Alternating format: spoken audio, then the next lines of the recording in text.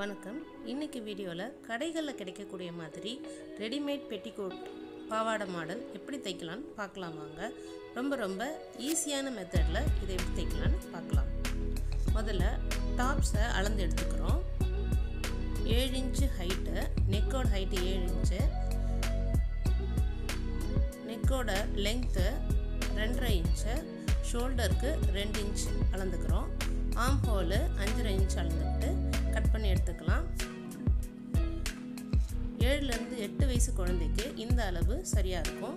Waist அளவு 8லேருந்து 8.5 அளவு எடுத்துக்கணும். பெட்டிகோட் ஹைட்டு 12.5 அளவு எடுத்துக்கிறோம். நெக் ஹைட்டு 6.5 எடுத்துருக்கோம். பேக் நெக்கோட ஹைட்டு 1.5 இன்ச் கம்மியாக 5 இன்ச் அளவு எடுத்துக்கலாம்.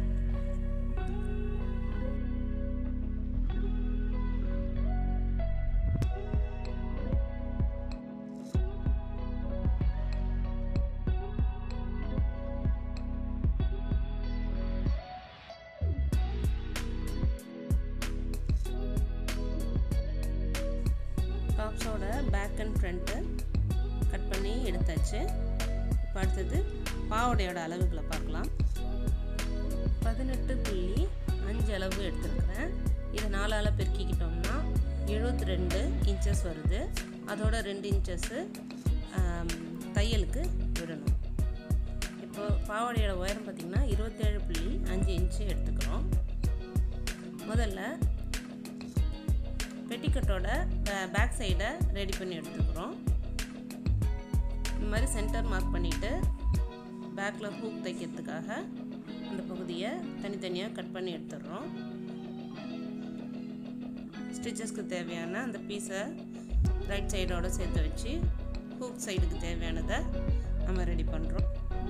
ஹூக்கோட ஆப்போசிட் சைடையும் அதை போல் ஒரு துணியை கொடுத்து ரெடி பண்ணி எடுத்துக்கிறோம். 2.5 இன்ச் அளவுக்கு துணி கட் பண்ணி நம்ம பேக் சைடுக்கு அட்டாச் பண்ணியிருக்கிறோம்.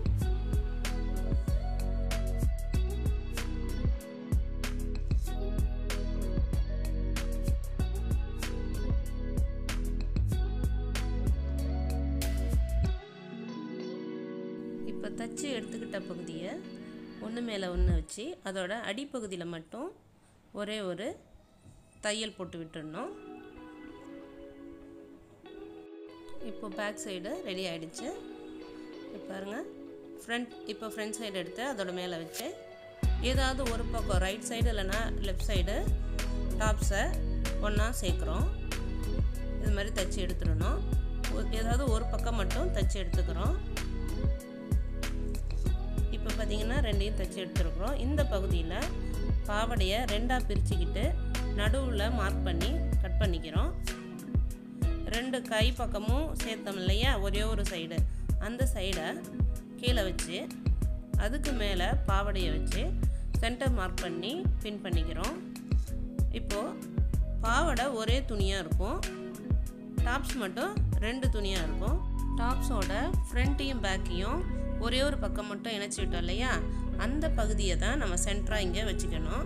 அதாவது ஒரு பக்கம் டாப்ஸோட ஃப்ரண்ட் சைடு இருக்கும், ஒரு பக்கம் பேக் சைடு இருக்கும். இப்போ தைச்சி எடுத்துக்கலாம். பார்த்திங்கன்னா ப்ளீட்ஸ் வைக்க ஆரம்பித்தாச்சு. ப்ளீட்ஸ் பார்த்திங்கன்னா நல்லா ஒரு இன்ச் அளவுக்கு வர மாதிரி மடிச்சுக்கிட்டே வரணும். இப்படி கண்டினியூஸாக இப்போ பார்த்திங்கன்னா பாவாடை ஃபுல்லாகவே நம்ம ப்ளீட்ஸ் வச்சுட்டே வர போகிறோம்.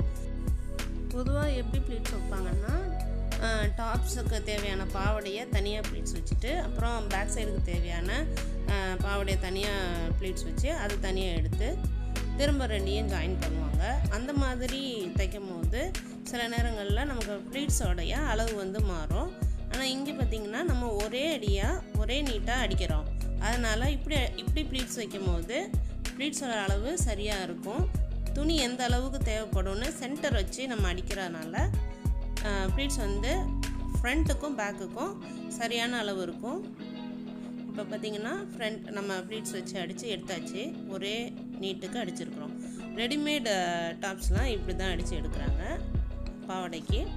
ஸோ இந்த மாதிரி அடித்து எடுத்துகிட்டு ஃப்ரண்ட் சைடு அந்த ப்ளீட்ஸ் நகராமல் இருக்கிறதுக்கு இந்த மாதிரி ஒரு ஸ்ட்ரெயிட் ஸ்டிச்சும் ஒரு கிராஸ் ஸ்டிச்சுமாக மாற்றி நம்ம போட்டுகிட்டே வரணும். அப்படி போட்டே வந்தோம்னா ப்ளீட்ஸ் வந்து பார்க்குறதுக்கு ரொம்ப அழகாக அரேஞ்ச் ஆகிருக்கும், கசங்காது, எப்போவுமே கசங்காமல் அதே மாதிரியே இருக்கும். இந்த மாதிரி தான் ரெடிமேட் டாப்ஸ்லலாம் அடித்து எடுத்துருப்பாங்க. இதை சரியாக திருப்பி இப்படி வச்சு எடுக்கணும். அடியில் எந்த துணியும் மாட்டிக்காமல் கொஞ்சம் கேர்ஃபுல்லாக எடுக்கணும். ப்ளீட்ஸை நல்லா தேய்ச்சி விட்டு நேராக வச்சு அப்படி அடித்து எடுத்துக்கணும். ஒரு நேர் தையலும் ஒரு கிராஸ் தையலுமா போட்டு எடுத்துக்கணும்.